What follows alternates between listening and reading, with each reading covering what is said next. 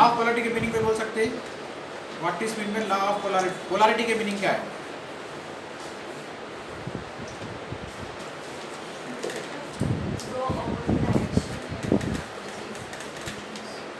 Body की एक balancing होती है, बॉडी के बैलेंसिंग को देखते हुए कोई भी चीज़ की एक बैलेंसिंग को मेंटेन करते हुए आप उस पर जो काम करते हो उसको लॉ ऑफ पोलैरिटी के नाम से जाना जाता है। तो इलेक्ट्रोहोम्योपैथी के अंदर लॉ ऑफ पोलैरिटी क्या है, यानी कि आप जो मेडिसिन पेशेंट की बॉडी पे दे रहे हैं, जैसा कि आपको एक चीज़ मालूम है कि हर चीज़ का कोई भी थिंग्स रख दो, लिविंग थिंग्स, उसके दो पावर्स होते हैं, एक पॉजिटिव और एक नेगेटिव। ये बात तो आपको पता है। पॉजिटिव पावर जनरेट किया जाता है ऑलवेज और almost left side of the body, ठीक है। नेगेटिव पावर जनरेट किया जाता है right side of the body के ऊपर, ठीक है। जैसा कि पॉजिटिव पावर जनरेशन आप बता रहे हैं, लेफ्ट साइड पे आपको पॉजिटिव पावर है।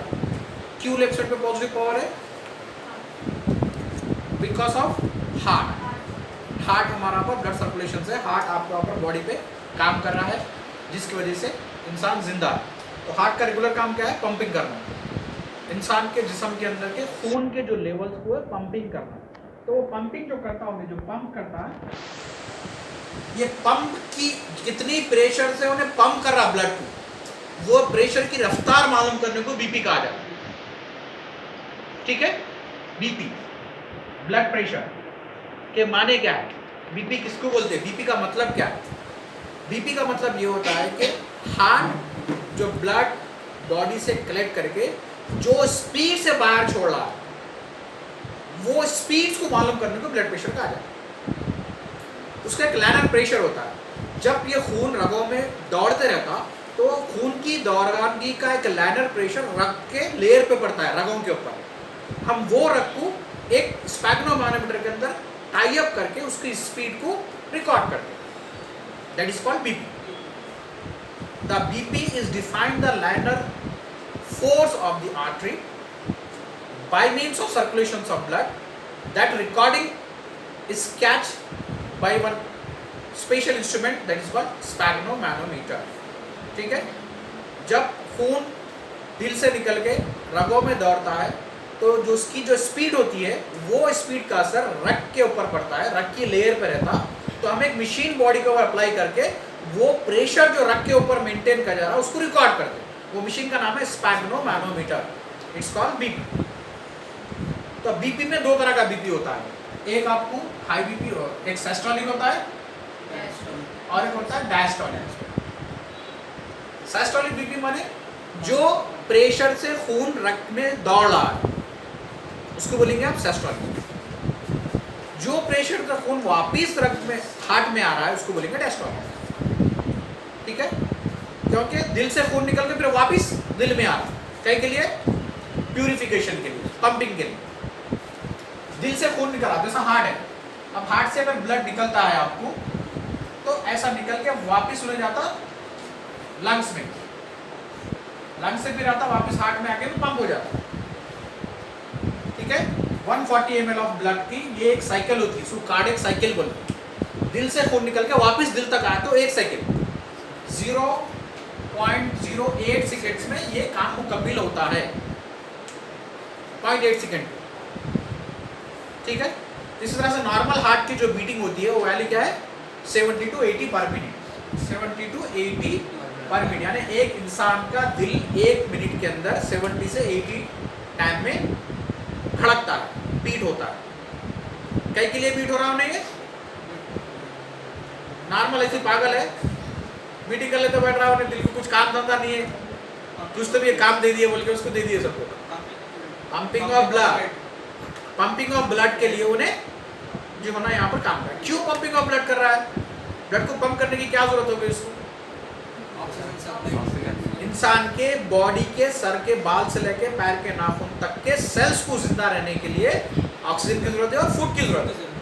वो ऑक्सीजन और फूड, अगर आप देखेंगे ऑक्सीजन कहाँ पे रहेगा? लंग्स में। फूड कहाँ पे रहेगा? पेट में। तो अगर ऐसे ही हम छोड़ देते तो सर पैर के नाखून को भी आपको बोले सेल्स को एनर्जी की जरूरत है, तो ऑक्सीजन लेने के लिए लंग्स में आना, फिर वापस जाना, खाना लेने के लिए पेट में आना, फिर वापस जाना, तो ये चीज हो जाती है। हमारे को दूसरा कुछ काम करने की जरूरत नहीं, हमारी बॉडी कोने में पड़े हुए रहते थे, सेल्स काम करते रहते थे। अब एक बॉर्डर पे आप एक सोल्जर को अपॉइंट कर दिए कि तू बॉर्डर की देखभाल करना, भूख लगते ही पूरा बॉर्डर छोड़ के वापस आ रहे 5 किलोमीटर वाला खाना खाने होटल में, क्या होगा? बाजू वाला दुश्मन हमला करके खत्म कर देता। तो उसको क्या करते हम, उसके जगह तक फूड को सप्लाई करते। किसके लिए, किसके जरिए? ट्रांसपोर्ट सिस्टम के जरिए। जो ट्रांसपोर्ट सिस्टम के जरिए हम जो खून यहाँ से, मतलब यहाँ से फूड वहां तक सप्लाई कर रहे हैं, उसी तरह से जो ना हमारे इंसान की बॉडी के अंदर भी एक ट्रांसपोर्ट सिस्टम रखा गया है, जिसको ब्लड ट्रांसपोर्ट सिस्टम बोलते हैं।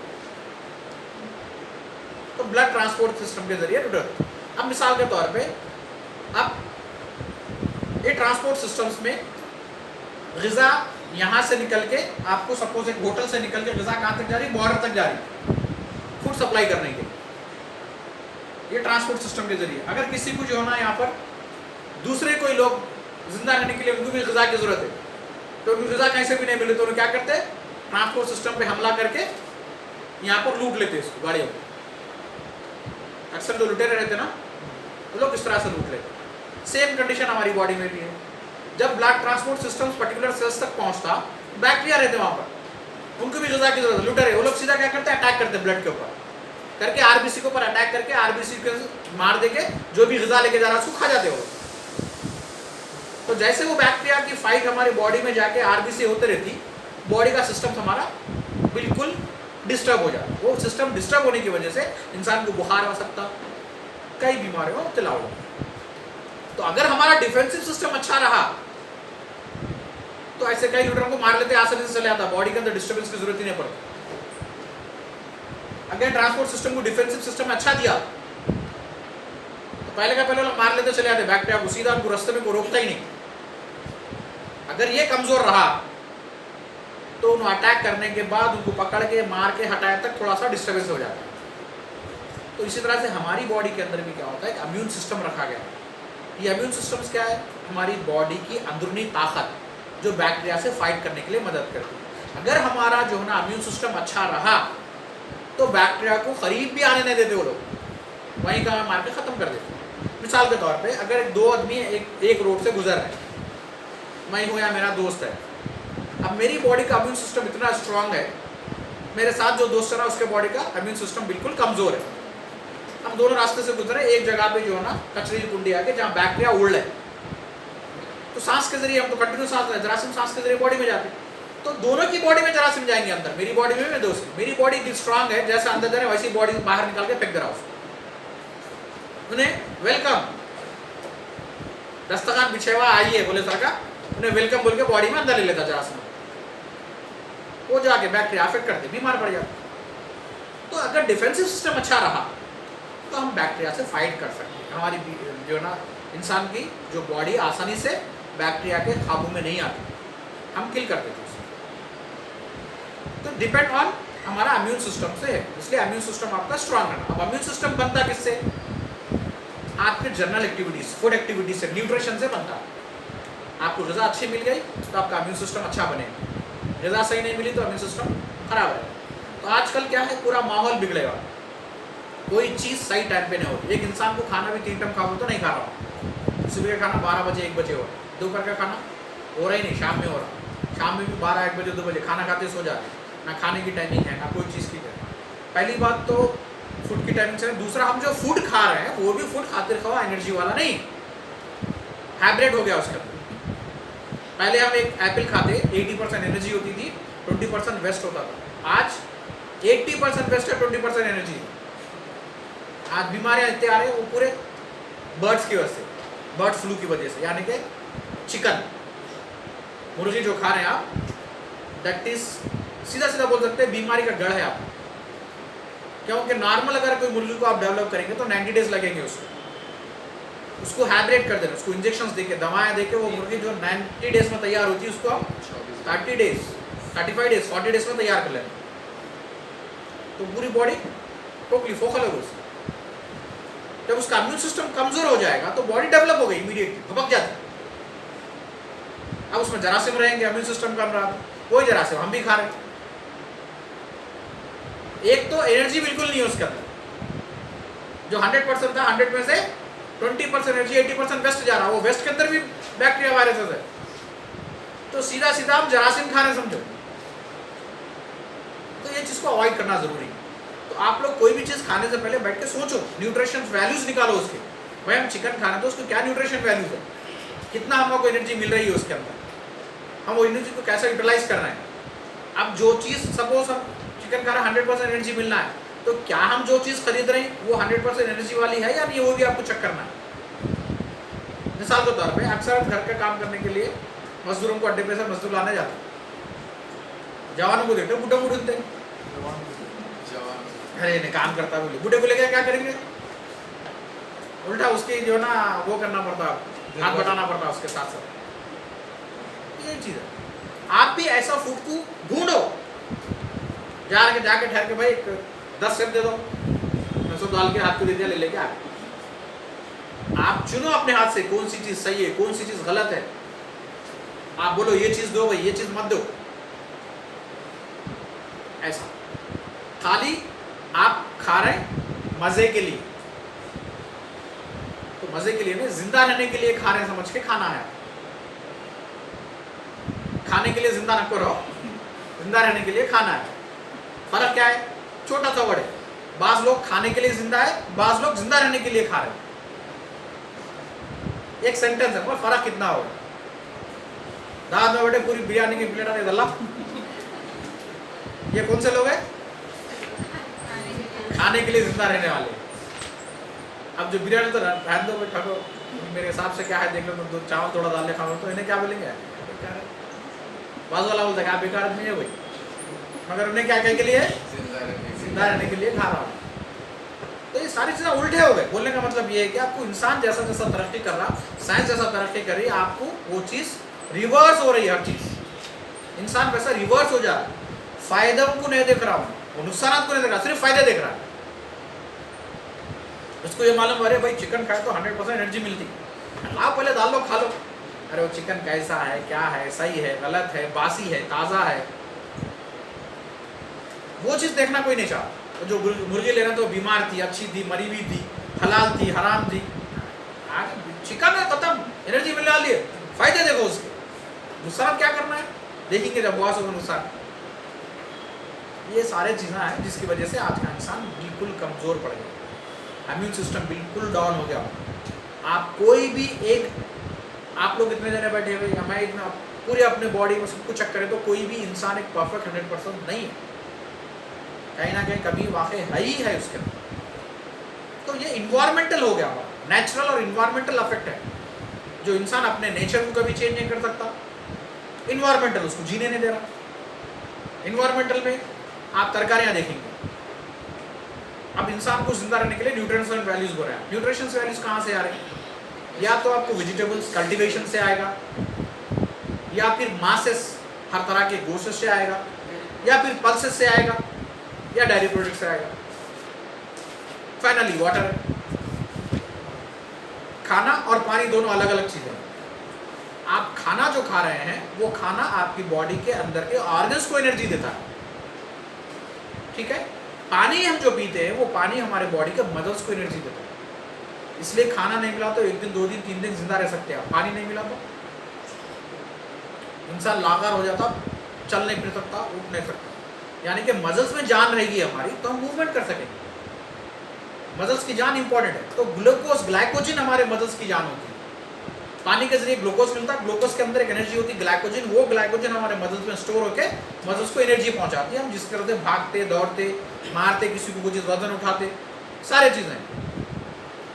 तो मसल्स की एनर्जी चले गई तो हमारा मूवमेंट खत्म हो जाए। इसलिए क्या कहा गया है, मेडिकल फील्ड के अंदर साइंस ये बोलती है कि इंसान के बॉडी के सिर्फ तीन ही पार्ट्स है, हेड, नेक और थोरैक्स, सर, गर्दन और धड़। हाथा पैरा गिनते ही नहीं मेडिकल साइंस। क्यों कि जिंदा रहने के लिए जरूरी नहीं है। इसलिए ग़िज़ा से आपको बॉडी चलते रहेगी, अंदर की ऑर्गन्स चलते रहेंगे। पानी से आपके बॉडी के मसल्स में एनर्जी, जो मूवमेंट, लोकोमोशन, ट्रांसपोर्ट आप कर रहे हैं, हरकत कर रहे हैं, या एक नकल मुकाम कर रहे हैं, या कुछ काम कर रहे हैं, तो सीधा उसी से आप। ओके, तो ये सिस्टम्स को हमारे को बचा के लेके चलना। तो लॉ ऑफ पोलैरिटी का मतलब यही हो रहा है कि किस उसूल के तहत, किस नेचर के तहत, किस एनर्जी के तहत और कौन से लॉ के तहत हमारे इलेक्ट्रोहोम्योपैथी मेडिसिन इंसान की बॉडी पे काम करते हैं। ठीक है, तो कोई भी दवा का नेचर देखना है। एलोपैथिक सिस्टम ऑफ मेडिसिन है, यूनानी सिस्टम ऑफ मेडिसिन है, होम्योपैथिक सिस्टम ऑफ मेडिसिन है, नेचुरोपैथिक सिस्टम ऑफ मेडिसिन है, इलेक्ट्रोपैथिक सिस्टम ऑफ मेडिसिन है। ये जितने सिस्टम्स ऑफ मेडिसिन है उनका खुद के एक लॉ ऑफ पोलैरिटी होती है, यानी कि उनके दवाओं की एक स्ट्रेंथ होती है। वो स्ट्रेंथ और वो नेचर के हिसाब से सामने वाले पेशेंट्स को आप दवा की मुंतखब करते हैं, चुनते हैं, पसंद करते हैं, चॉइस करते हैं देने के लिए। अब खाली नॉर्मली तौर पे देखेंगे आप antipyretic medicine. Antipyretic medicine the medicine which are used to reduce the temperature, बोलेंगे फीवर नहीं बोलेंगे। ठीक है, बॉडी टेम्परेचर और फीवर में फ़र्क क्या है? What is the difference between body temperature and fever? सिर्फ मामले से सोचने की बात है, क्वेश्चंस को समझने की बात है। सडन से आंसर देना नहीं, भागना। मैं शुरू से बोलता हूँ, आप पहले क्वेश्चंस को समझो, उन्हें क्या पूछना चाह रहा, उन्हें जो पूछ रहा वो जवाब देंगे, वो वैलिड है। उन्हें पूछ रहा कुछ, आप कुछ बोल रहे, तो क्या होता? आप बोल रहे सही होंगे मगर मेरा मतलब नहीं निकल रहा। मैं पूछ रहा हूँ भाई आप यहाँ से चांदमार्ग कैसा जा रहे हैं? मेहदीपट्टनम से 8 बस पकड़ रहा हूँ साहब, सीधा चांदमार्ग उतार रहा हूँ। सीधा हो गया आंसर। एक जना बोला नहीं साहब मेहदीपट्टनम से मैं जाऊँगा अफजलगंज, अफजलगंज से जाऊँगा चादरघाट, चादरघाट से जाऊँगा फलकनुमा, वहाँ से पलट को चांदमार्ग आता हूँ। उतना टाइम नहीं है सुनने तक मेरे को, मैंने क्या की रूट ले रहा है, कोई हटा दे बोल के फेंक देते। या फिर भी समझ में भी आ गया तो रूट बहुत लंबी बता रहा है, 10 मार्क्स को एक 4 मार्क्स देके छोड़ दो, चांदमार्ग तक तो आया ही नहीं, पहले बहुत धक्के खा के आ गया, जान दो बोल के दे दो। तो आप जब क्वेश्चंस के आंसर लिखते, एग्जाम्स पास करना बहुत आसान बात है, बहुत आसान बात है। एग्जामिनर क्या चाहता? मेरा मतलब निकल रहा नहीं निकल रहा, मैं क्या पूछ रहा हूँ उससे, उन्हें मतलब दे रहा है या नहीं दे रहा, ये एग्जामिनर्स का काम, वो सोचेगा। आप एग्जामिनर को गली गली फिरा रहे हैं, आंसर ऐसा लिख देगा, परेशान है उन्हें। अरे भाई मैं जो पूछ रहा हूँ वो है नहीं है, 50 लाइन लिख दिया आप, उन्हें पूछ रहा 2 ही लाइन, वो 50 लाइन पढ़ते हुए आखिर में तक भी आता उन्हें, आखिर आया नहीं है रे भाई मेरा मतलब यहाँ पर, उन्हें आ रहा नहीं आ रहा, 4 मिनट को 10 बसा बदल रहा, मगर लास्ट में 4 मिनट आ रहा नहीं आ रहा, वो देखता हूँ। तो वो चीज़ है, कोई भी एग्जाम क्वालिफाई करना बहुत आसान है, टेक्निक है एग्जाम पास करने की। टेक्निक आगे तो आसानी से पास होती है, कोई एग्जाम आपके लिए बड़ी बात नहीं, सिर्फ आपको क्वेश्चन समझो, क्वेश्चंस में से आंसर स्टार्ट करो। अगर मैं पूछ रहा हूँ भाई आज सुबह में आप क्या खाना खा के आए,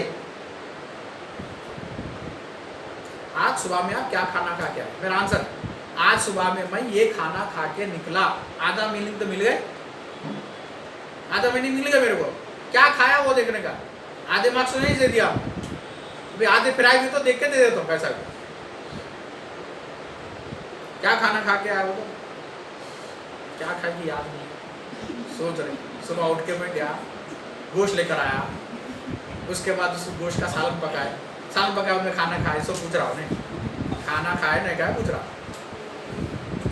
तो ये चीज़ देखो, आपको लिखना बहुत आसान है, एग्जाम क्वालिफाई कोई भी एग्जाम रन दो, सिर्फ आप क्वेश्चन समझ के उसको आंसर दे दो। बास तो ऐसे क्वेश्चन रहते उसी में आंसर रहता, क्वेश्चंस में ही आंसर होता है, सिर्फ आपको दिमाग लगा के सोचना है कि उन्हें क्या पूछ रहा, वही इंपॉर्टेंट सी। आप अगर उसका पूछना समझ में आ गया तो आंसर खुद ब खुद ही आपके ब्रेन से निकल जाए, कहीं ना कहीं किधर ना किधर कभी ना कभी लेक्चर तो ही पढ़ाया होगा या आपकी नजर से तो भी गुजरता आंसर याद आ जाता, क्लिक हो जाता। आप पूरा लेसन याद करने की जरूरत नहीं, वर्ड आपके नजरों से गुजरे हुआ रहता या लेक्चरर बोले हुआ रहता या पढ़ते वक्त में आपकी आंखों के सामने आके जाते रहता, वो नोट हो जाता, खुद ब खुद माइंड आपको क्लिक करता। आप माइंड कुछ कंफ्यूज कर दे रहे तो वो चीज़ नहीं रही। तो यहाँ पर आपको सिर्फ बोलने का मतलब ये है कि कोई भी एक जो भी किस्म की फार्मेसी होती है, कोई भी किस्म के डॉक्टरी कोर्स होने दो, जो सब्जेक्ट्स होते हैं उसके जो मेडिसिन से वो अलग होता है, बाकी सब स्टडी वही है, सब्जेक्ट वही है, नेचर ऑफ टीचिंग वही है, हर चीज़ है, सिर्फ कहाँ पर डिस्टर्बेंस हो रहे हैं आप दो जगह पे चेंज होते हैं। हर सिस्टम का अपना खुद की एक फार्माकोलॉजी होती है और उसका एक मेट्रामेडिका होता है। फार्माकोलॉजी और मेट्रामेडिका हर सिस्टम की अलग होती है। बाकी सब्जेक्ट सबके एक ही है, चाहे आप MBBS पढ़ो, चाहे BUMS पढ़ो, चाहे BAMS पढ़ो, चाहे BHMS पढ़ो, चाहे BEMS पढ़ो, सब्जेक्ट एक ही है, सिर्फ फार्माकोलॉजी, डिजीज एंड डायग्नोस्ट चेंज होता है। ये तीनों का तो ये लोगों का तो डिजीज एंड डायग्नोस्ट एक जैसा होता है मैक्सिमम। MBBS वालों का लेबोरेटरिकल इन्वेस्टिगेशन है, सारे लेबोरेटरिकल इन्वेस्टिगेशन जितने लेटेस्ट इन्वेस्टिगेशन आ रहे हैं, जैसा कि ब्लड के है, यूरिन के है, रेडियोलॉजिकल है, जैसा कि अल्ट्रासाउंड है, टीवी एक्सरेज है, ECG है, MRI है, 2D इको है, ये सारा एलोपैथी सिस्टम ऑफ मेडिसिन का डिजीज एंड डायग्नोसिस है। बाकी अगर आप यूनानी में जाते हैं तो इनका disease and diagnosis pulse rate पे होता है। आयुर्वेदा पे भी पल्स रेट पे ही होता है, पल्स रेट और बॉडी के फिजिकल एग्जामिनेशन पे। ये हिस्ट्री पे डिपेंड होता है, इसका लॉ ऑफ पोलैरिटी पे डिपेंड होता है, क्योंकि इलेक्ट्रोहोमियोपैथी सिस्टम ऑफ मेडिसिन ये कोई ड्रग्स नहीं है इस्तेमाल होने वाला। इसमें सारे के न्यूट्रिशंस वैल्यूज को ही हम निकाल के उसको रीजनरेट करके बॉडी के रिक्वायरमेंट के हिसाब से बॉडी के अंदर डाल देते हैं। इम्यून सिस्टम्स को हम चार्ज करके छोड़ देते हैं। जब इम्यून सिस्टम हमारा अच्छा रहा तो कोई भी जरासीम को अंदर आने ही नहीं देगा। पहली बात तो जब बीमारी अंदर नहीं आएंगे जरासीम तो बीमार पड़ता कहाँ इंसान, आ भी जाता है तो सिस्टम इतना इंपॉर्टेंट रहता है वो किल करके बॉडी से निकाल के फेंक देता है। मिसाल के तौर पे अब इसके अंदर देखो आप ये ट्रीटमेंट में कहीं पर भी इम्यून सिस्टम को डेवलप नहीं कर सकते, कहीं भी नहीं कर सकते। तो इन्हों अपना खुद का एक निजाम निकाले वैक्सीनेशन, इम्यूनाइजेशन, यानी इम्यून सिस्टम्स को बूस्ट करने का तरीका, इट्स कॉल्ड इम्यूनाइजेशन। तो इनके पास इम्यून सिस्टम्स को बूस्ट करने का तरीका सिर्फ और सिर्फ वैक्सीनेशन, टीके दे देते। उसकी ये स्पेशलिटी है, एक मरतबा अगर आप एक टीका ले लेते हैं उस किस्म का इम्यून सिस्टम बॉडी में छोड़ दिया जाता है तो मरीज तक कोई बीमारी नहीं आएगी, आपको मरीज तक नहीं आएगी।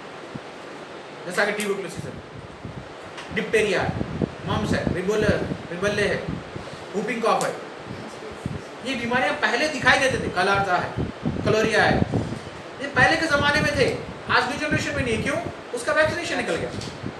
तो वैक्सीनेशन का मतलब ये हो गया कि बीमारी का इलाज निकल गया मुकम्मल तौर पे, कभी उस जिंदगी में बीमारी वो नहीं आएगी। बट अब निकला, आने वाली नस्ल को मैं रोक सकता हूँ, अब जो है वो तो मरना ही मरना है। तो वैक्सीनेशन निकल गया मतलब बीमारी का कंप्लीट इलाज निकल गया। अब कोविड का वैक्सीनेशन आप निकाला अंडर ट्रेल है वो, इस पे इंसान की बॉडी पे ट्रेल चल रहा है। कोई भी वैक्सीनेशन पहले जानवरों की बॉडी पे निकाला जाता है, उसको ट्रेल करने के बाद फिर एक चंद लिमिटेड आदिवासियों के ऊपर ट्राई किया जाता है, देन उसके बाद से फिर आहिस्ता से वेल डेवलप इम्यून सिस्टम्स वाले लोगों के ऊपर आजमाया जाता है। उसके बाद जब नॉर्मल एक हर इंसान के लिए वो चॉइस करते हैं। बट यहाँ पर ऐसा नहीं है। 2019 में बीमारी आई, 2019-20 से टीके निकल गए, क्या हिसाब से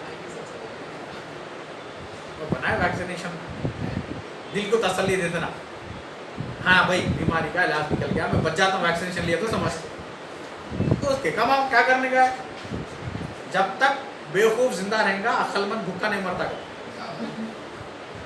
पक्की मिसाल है। तो जितने बेवकूफ़ा जब तक जिंदा रहेंगे अक्लमंद कहीं भूखा नहीं मरता। इसलिए देखो कितना क्राइम मरा। नॉर्मली तौर पे जो है ना लोगों के अकाउंट में से लाखों रुपए चले जा रहे, 20 करोड़ की लॉटरी आके बोलते दिमाग आउट उसका मैसेज आता सिंपली आपको 20 करोड़ की लॉटरी आ गया, आपके नंबर के बोला हाँ 20 करोड़, चलो क्लिक करते जो चले आते, सीधा जाते जाते पूरा मूवमेंट में लाके ऐसा आपको कंट्रोल कर लेते कि 8-10 लाख लोग डाल देते उसका। तो ये ऐसा साइबर क्राइम में कई लोग हैं, मुजरिम कई तरह के क्राइम्स होते हैं। एक मिसाल में दे रहा हूँ, उसके बावजूद भी आज भी लोग उसके अंदर फंसे हुए, आज भी फंसे हुए। यहाँ तक कि ये तक चीटिंग चल रही है कि भाई आपके मोबाइल के ऊपर मैसेज आ रहा है कि भाई आपके एक आप लॉटरी विन करें, आपको 20,000 रुपये का इनाम आया फ़ोन पे के ऊपर, हम एक लिंक भेज रहे हैं, आप उसको क्लिक कर दो, लिंक भी भेज दे रहे हैं, लिंक्स पे आप क्लिक करो तो वो टू पे है, रिसीव नहीं है। अरे आ गया, सही जितना पैसे बोले क्या करो, 25,000 रुपये आ गया, दिख गया, क्लिक मार दे रहे हो तो अकाउंट में से डिलीट हो जा रहे हैं, वो अकाउंट में आ रहे नहीं। एक तरीका होता है, नेचर होता है, उसी तरह से ये नेचर से भी हम आप ट्रीटमेंट करेंगे तो आपको मूवमेंट रहेगा। तो हमारे पास इलेक्ट्रोपैथिक सिस्टम ऑफ मेडिसिन में जो डिजीज एंड डायग्नोसिस है, लॉ पोलैरिटी है, वो यहाँ पर बताया जाए। तो जो नेचर से हम इंसान की बॉडी पे ट्रीटमेंट करेंगे वो नेचर इलेक्ट्रोपैथी में बताया जाए। तो यहाँ पर हम दो नेचर बहुत इंपॉर्टेंट होते हैं।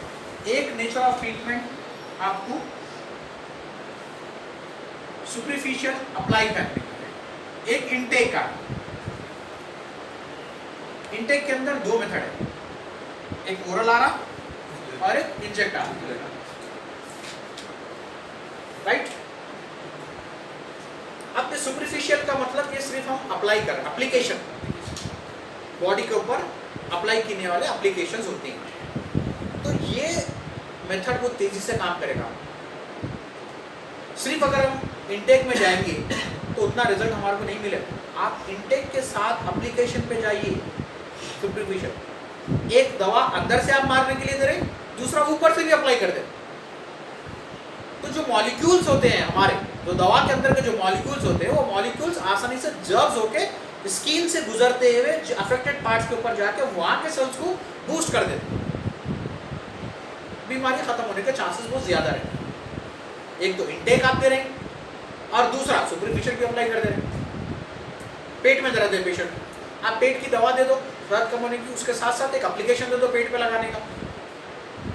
वो मॉलिक्यूल्स ट्रांसफर होते हुए, इलेक्ट्रोड्स है उसके अंदर, मॉलिक्यूल्स में इलेक्ट्रोड्स है, वो ट्रांसफर होते हुए मसल्स में चले जाते, तो ऊपर से भी काम करते हैं अंदर से भी काम करते, रिजल्ट अच्छा है। तो सुपरफिशियल तो हम ऊपर लगाने के लिए रहेंगे। अब इनटेक में दो है, ओरल के जरिए लेने वाला है, इंजेक्शन के जरिए लेने वाला है। तो यहाँ पर इंजेक्शन के जरिए भी जो ट्रीटमेंट होता है बहुत फास्ट मेथड ऑफ ट्रीटमेंट होता है, फास्ट ट्रीटमेंट मेथड है, मगर बहुत कम लोग हैं जो इंजेक्शन का सहारा लेते हैं। इलेक्ट्रोपैथिक सिस्टम ऑफ मेडिसिन के अंदर मैं जहाँ तक सोचता हूँ 5 to 10% ऐसे लोग हैं जो इंजेक्ट का सहारा लेते, ओनली 5 to 10% लोग, क्योंकि इसमें इंजेक्शंस देना पड़ रहा है, तो इंजेक्शन के काफ़ी ज़्यादा साइड इफेक्ट होते हैं। तो हमको सिस्टम ऑफ मेडिसिन मालूम ही नहीं है तो उसके अंदर हाथ क्यों डालना, बल्कि ये लोग इंजेक्ट को छोड़ देते। कल कहीं कुछ प्रॉब्लम होगा तो हम उसके बारे में नॉलेज ही नहीं है, तो हम उसके बारे में क्यों मूव करें।